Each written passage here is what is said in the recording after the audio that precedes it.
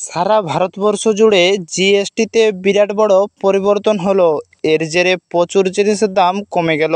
তো বন্ধুরা, কি কি জিনিসের দাম কমার সম্ভাবনা রয়েছে এবং গরিব মধ্যবিত্তদের জন্য কেন্দ্রীয় সরকারের তরফ থেকেই বা কি জানানো হয়েছে, আসুন আপনাদেরকে এই ভিডিওতে একদম ডিটেলসে জানিয়ে দেব।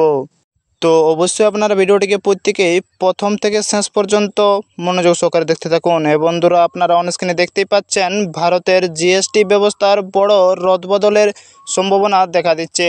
শিগগিরই জিএসটির কাউন্সিল 12% কর হার বিলুপ্ত করার প্রস্তাব নিয়ে আলোচনা করতে পারে বলে সিএনবিসি টিভি 18 একটি প্রতিবেদন উল্লেখ করা হয়েছে। এই সিদ্ধান্ত কার্যকর হলে দেশের জিএসটি কাঠামোতে বর্তমানে প্রচলিত 4টি কর হার 5%, 12%, 18% ও 28%-এর পরিবর্তে 3টি কর হার বহাল থাকবে। কাউন্সিলের এই বৈঠক জুন মাসের শেষে বা জুলাই মাসের শুরুতেই অনুষ্ঠিত হওয়ার সম্ভাবনা রয়েছে। তাহলে এই বৈঠক জুন মাসের শেষে বা জুলাই মাসের শুরুতেই অনুষ্ঠিত হওয়ার সম্ভাবনা রয়েছে। বর্ষাকালীন সংসদ অধিবেশনের আগে এই মুহূর্তে 12% কর হার আওতায় রয়েছে বহু পণ্য ও পরিষেবা। সেগুলিকে 5% অথবা 18% কর হারে সরিয়ে দেওয়ার পরিকল্পনা, যদিও চূড়ান্ত সিদ্ধান্ত এখনও নেওয়া হয়নি।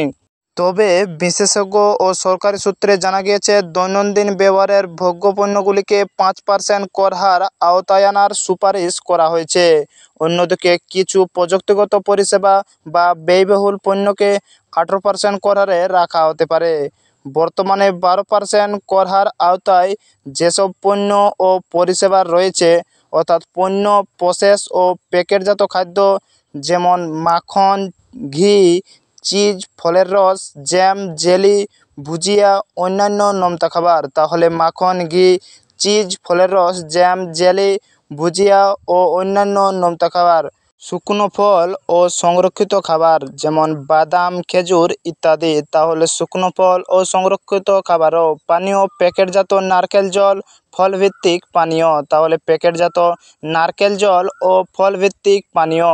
গৃহস্থালির সামগ্রী, ছাতা, বাঁশ বা ও কাঠের তৈরি আসবাবপত্র যেমন ছাতা, বাঁশ বা কাঠের তৈরি বিভিন্ন আসবাবপত্র। স্টেশনারি ও আনুষঙ্গিক পণ্য, পেন্সিল, ক্রেয়ন, জুট, তুলোর তৈরি ব্যাগ, জুতো, 1000 টাকার নিচে মূল্য জুতো। চিকিৎসার কিট, বিভিন্ন রোগ নির্মাণের জন্য ব্যবহৃত নির্মাণ সামগ্রী, মার্বেল, গ্রানাইট ব্লক, এরকম মার্বেল, গ্রানাইট বা শিলা পাথর, এই সব কিছু পণ্যের। তাহলে চিকিৎসার বিভিন্ন কিট বা বিভিন্ন ওষুধপত্র এবং নির্মাণ সামগ্রী, মার্বেল, গ্রানাইট ব্লক বা শিলা বিভিন্ন রকম। হোটেল, দৈনন্দিন ভাড়া 7500 টাকার পর্যন্ত হলে বিমান যাত্রা, ইকোনমি ছাড়া অন্যান্য শ্রেণীতে যাত্রা। তাহলে বিমান যাত্রার ক্ষেত্রে ইকোনমি ছাড়া অন্যান্য শ্রেণীর যাত্রা। নির্মাণ পরিষেবা, নির্দিষ্ট কিছু নির্মাণ প্রকল্প। তাহলে নির্মাণ পরিষেবাতে নির্দিষ্ট কিছু নির্মাণ প্রকল্প।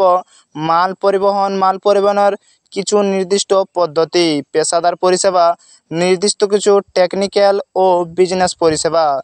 এই পণ্য পরিষেবায় 5% বা 18% কর ভাগে পুনর্বিন্যাস করা হলে কিছু পণ্য সংগ্রহ করা যেতে পারে। তো অবশ্যই যদি ভিডিওটি ভালো লেগে থাকে তাহলে লাইক, কমেন্ট, শেয়ার করতে ভুলবেন না এবং এই চ্যানেলটিতে নতুন থাকলে অবশ্যই চ্যানেলটিকে সাবস্ক্রাইব করে সঙ্গে থাকুন।